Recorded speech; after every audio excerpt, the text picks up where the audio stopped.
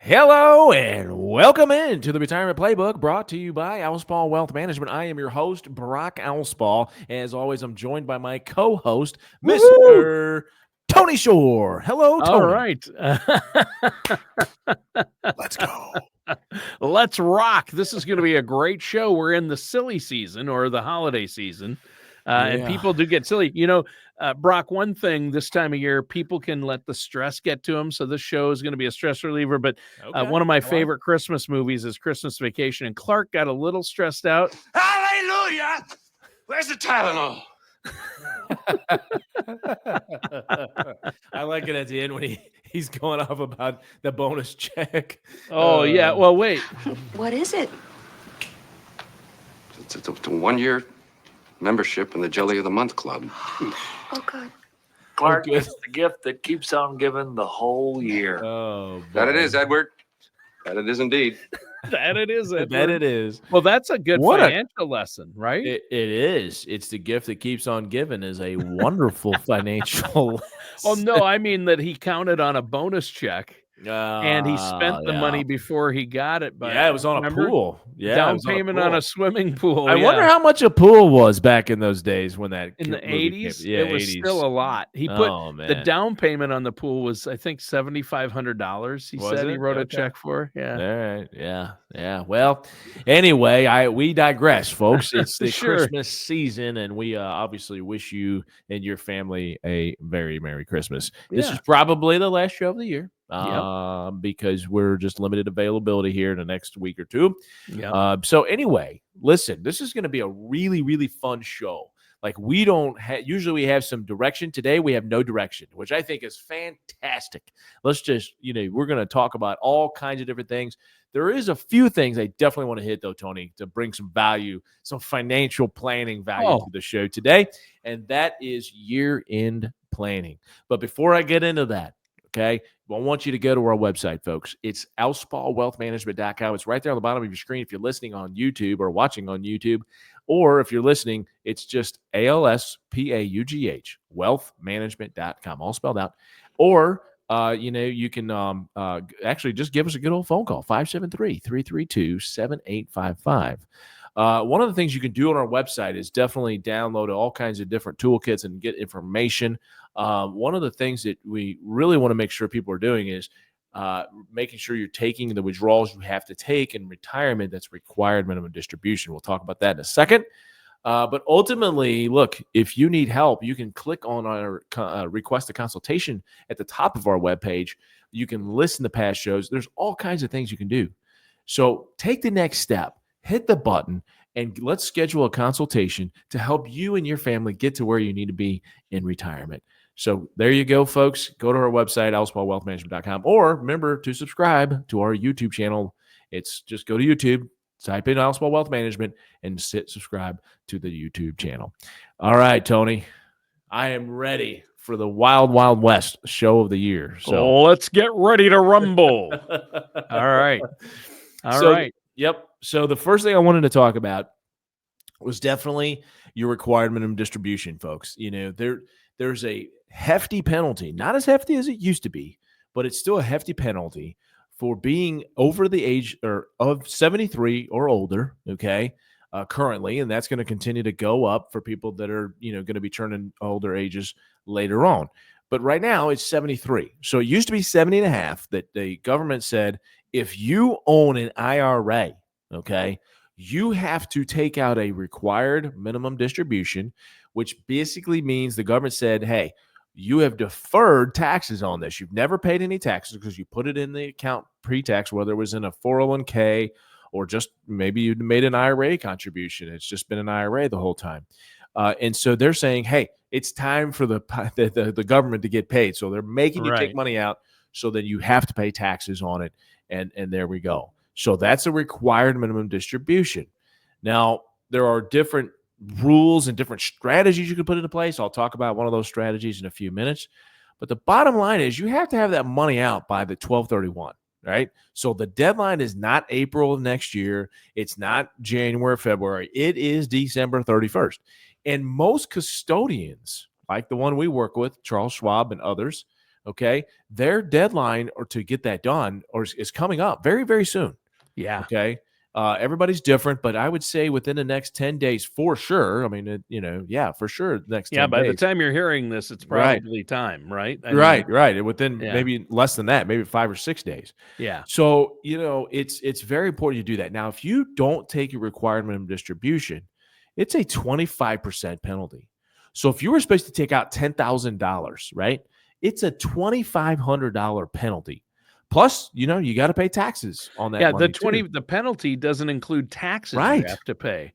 Right. And so these accounts, like traditional IRAs, traditional 401ks, these are tax deferred accounts, right? From what you're saying, and Right. they're joint accounts with Uncle Sam. It's not right. I mean, that's true though, right? Yeah. I mean, if I have $100,000 in a traditional IRA, and let's say I'm 73, I've got $100,000 in there. Yep. I think to myself, I got $100,000. I don't, because if I took that $100,000 out, 25-30% of it's going to go to Uncle Sam. That's your partner. You're your silent partner. Yeah, that's right. So you're going to pay full taxes on that. Now, if I pull out my RMD out of that, or let's say I have $1 million in there, or whatever it is, 500,000 or 100,000, you're saying if I don't take my RMD in time, I'll have to pay 25% on whatever the RMD would have been, and I have to pay the tax. Correct. And guess what? Before a couple of years ago, Not Tony, good. it was 50% penalty. Yeah, Wow. you heard that right. 50% penalty. And then good luck trying to appeal and getting it overturned. So, it's an honest mistake. They don't care. They don't care. And so 25% is now the penalty. So it's come down. Thank goodness. Because mistakes do happen, Tony. I mean, right? It's your first year. You know, maybe forgot. Now, I will say this: in your first year, there's some. You don't make mistakes. I get it. In your first year, by the way, this is kind of relevant to what we were just talking about, which is if you don't take your required minimum distribution in your first year, you can take 2 in the second year. So let's say you're 73 this year, you have to take out a required minimum distribution, and you forget to do it. It's actually a little bit of leniency there for a couple of reasons. One is, well, I don't know what the first reason is other than they're just trying to be nice. But, sure. But then, so then you'd have to take 2 out next year, which could be detrimental to your tax situation, being that you have to take out 2.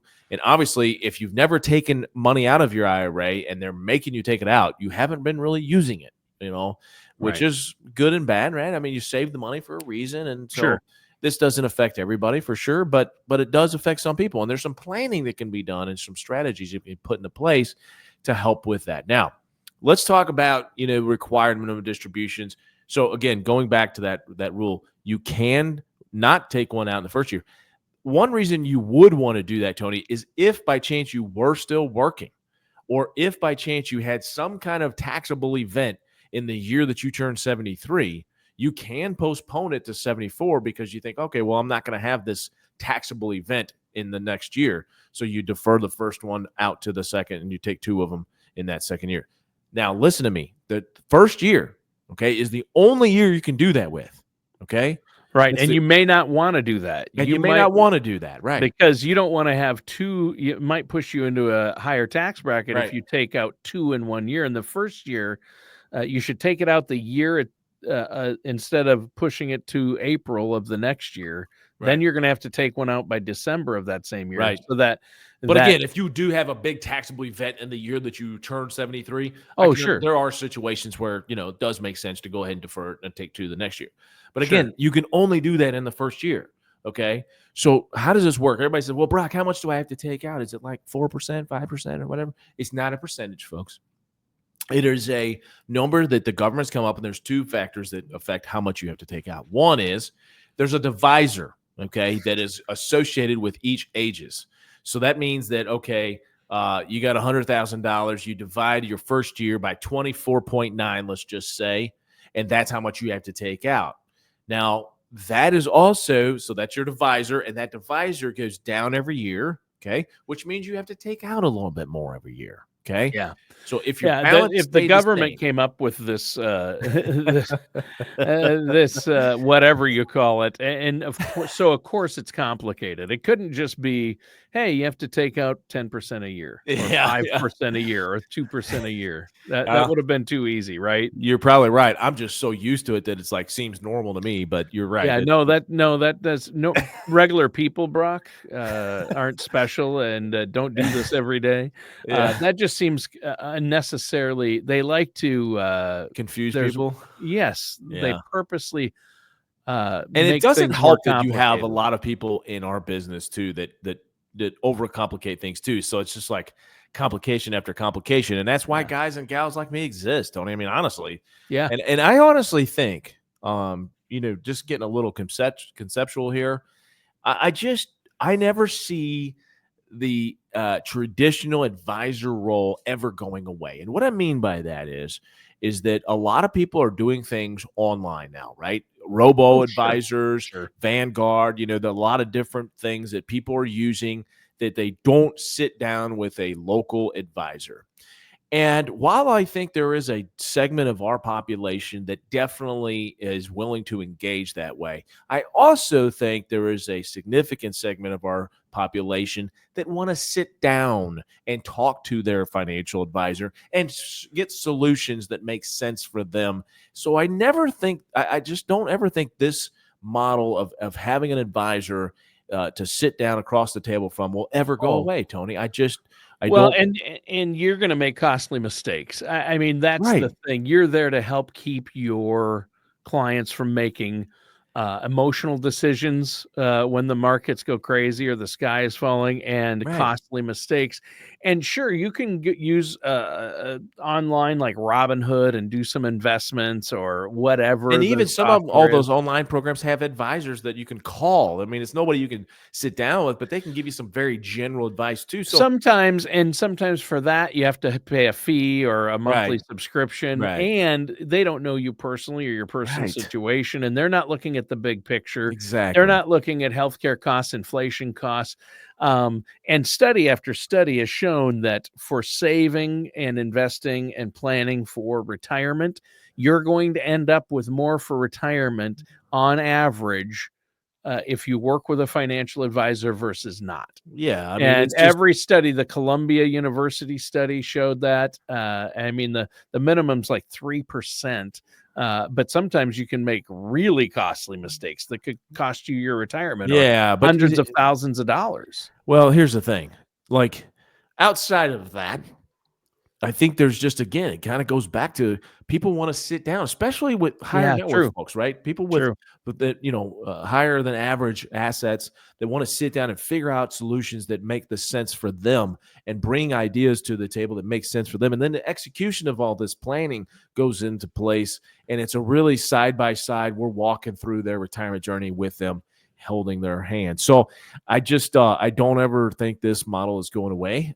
So anyway, I digress, Tony. I was Yeah, but you're right. I mean, the personal touch is what you're yeah, talking about. yeah, Sitting across from somebody and looking somebody in the eye yes. is different. And let's face it. I mean, the amount of financial crimes that are happening online, I Oof, think people are less trusting of online services.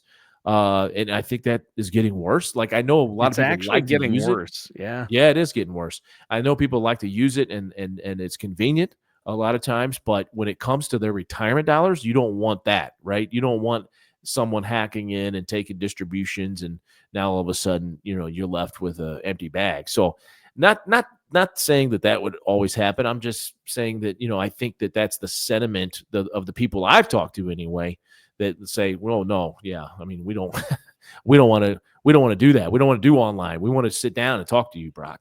So anyway, Yeah. so that's the reason I bring that up is because that's the conversation we're having when it comes to RMDs. Now, listen, the required minimum distributions you have to take out by 12/31. We talked about, how that works. There's two things that affect how much you have to take out. One is the divisor that you have to use that's applied. Now, there's two tables. There's a uniform lifetime table and there's a single lifetime table. Single lifetime tables are used for beneficiary IRAs, and uniform lifetime tables are used for just a primary owner of a required minimum of an IRA. So there's different ways that there are different numbers that are associated with different types. So if I of accounts. inherited an IRA from my grandfather or my father, my parents, then it's a different table and calculation that goes into figuring out how much you have to take out. How much I have to take out for a distribution That's right. versus my parents in their 70s and they have their own IRAs. Yep. How much they as individuals and the owner of the IRA take out. That's right. They would use the uniform lifetime table unless they have a spouse 10 years younger or more. So anyway, for that stuff. So that's the first thing. And then the second thing, folks, is your balance, right? And it's based off of the 1231 balance from the year before. So if we're looking at your distribution this year, you're getting ready to take it. You don't want that 25% penalty, and you're listening to this. You go, oh my gosh, I got to go do that real quick. So they go in, they do it, and it's going to be based off the balance from last year. So 1231 of 2023 is what the balance that they'll use to calculate how much your required minimum distribution is. Okay. So anybody that's taken out a required minimum distribution in 2024 is going to use the 12/31/23 balance to figure that. Okay.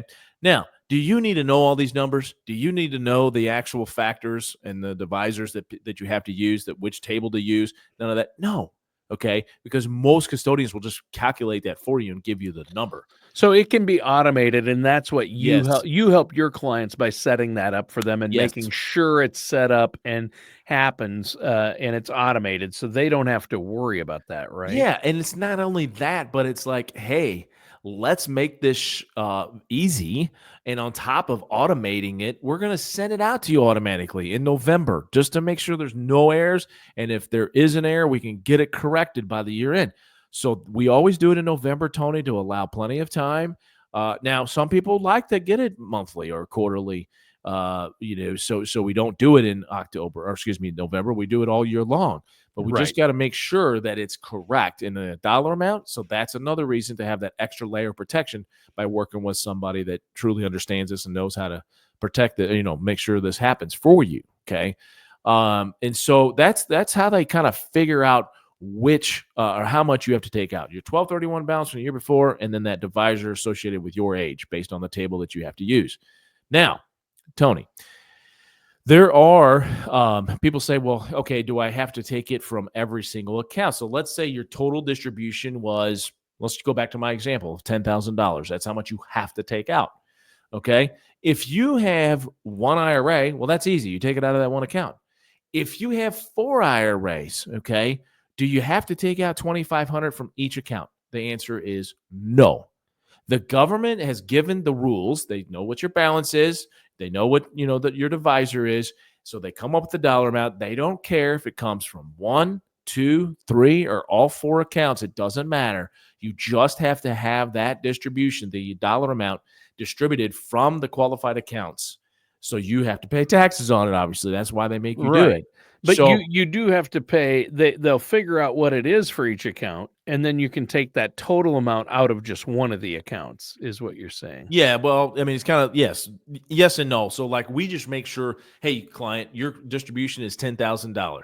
Now, oftentimes what we'll do, Tony, to your point, is that we will look at the market, right, based on what type of an account they have. So they may have something that can't go down in value at all. Maybe they've got a high yield money market. They may have some more aggressive funds. The market is up over 50% in the last 2 years. Okay. Yeah. So what we've been doing, okay, is taking it out of the more aggressive accounts, taking some money off the table. They have to take it out anyway. They have to distribute it. So let's take it out of the more aggressive funds. The next year, the market is down. Okay. And we won't do that. We'll take it out of the more conservative funds. So there are definitely some strategies that we put into place that make sense to a lot of people and to us, and we implement those within our client base. Because, at the end of the day, you want to make sure that you're allocated correctly. And if you take a distribution from one or multiple types of accounts, you want to make sure that you're still then, after that distribution takes place, you're still allocated correctly. Because to be honest with you, Tony, this is just, being 100% honest, the most important job an investment manager has for their clients. And notice the word I used. I did not say financial planner. I said investment manager. So whether that's the same person as your financial planner, Most of the time it is for our clients. It's me, right? I'm the Right. financial planner and the investment manager. I hire people out to help me with the investment management. But the point is that that's what we do. That's probably the most important job that an investment manager has for their client, is to make sure that they are allocated correctly, okay, between considering income needs, liquidity needs, between growth and safety, okay? These are all things that, I mean, the growth, you don't want to be too conservative, right? Right. That's very dangerous. You don't want to be too aggressive. That's very dangerous. So you want to be right where you need to be from a risk level For and your own personal exactly. situation. Everybody's different, right? Everybody's Some people different. need to be way more conservative. Some people need to be way more Exactly. growth oriented or risk oriented. But And then if you need this money, so maybe you're saving some money for a house or whatever it is, that's another consideration, is liquidity needs. How about income? I need X amount of dollars per year to maintain my lifestyle. Well, we've got to factor that in too when we're talking about how you're allocated. So that's, again, it kind of goes back to the point of why they need to work with an advisor, is because we got to factor in all of these things, not just, oh, hey, take this risk tolerance questionnaire and you should be 60-40 and then you just stay 60-40. Well, no, that's not a strategy. I mean, No.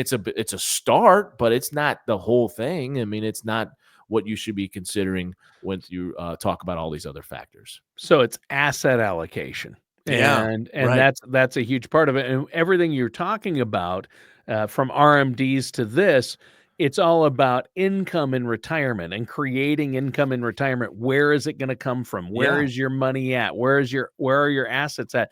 It's more important. I've heard it's more important. You've said, in some cases, it's more important to where the money is at and when it's accessed versus how much you have, the total Yeah. amount you have, right? Yeah, it is. Listen, it all is derived from a few things, and the most important is, what does it take for you to maintain your lifestyle? And if you can maintain your lifestyle from just your Social Security income, that's a totally different strategy than someone that needs to take the full amount of the distribution that they have to take. So it is so customized, Tony, and everybody is different, and that's honestly why I love what I do, because everybody's puzzle is different, and I love figuring out what piece goes where. That's Yeah. what we do at Alspaugh Wealth Management. Give us a call at 573-332-7855 or look us up on the web at alspaugwealthmanagement.com. All right. Well, great topics today. I mean, obviously That it's was fun. important. Yeah, that was a good show. That was a really good show. And I'm not even You surprised. surprised? Surprised, Eddie? If I woke up tomorrow with my head sewn to the carpet, I wouldn't be more surprised than I am right now. You got to keep those Christmas vacation plugs. Keep them coming, Tony. I will. Just had to throw it in there. But it was a Absolutely. great show today, Brock, Yes. and a lot of great information. So important. Asset allocation, RMDs, planning for income and retirement. And Right. that's why you do what you do. That's how you help your clients. Yes. And so if our listeners out there need help with this, how can they get a hold of you? 573-332-7855. Give us a call. Or, again, you can request an appointment with us on our website. It's alspaugwealthmanagement.com. Listen, this has been a great show, Tony. Merry Christmas to you and your family, and Merry Christmas to all of your families, too. See you All right. later. All right. That does it for today's episode of the Retirement Playbook with our host, Brock Alspaugh.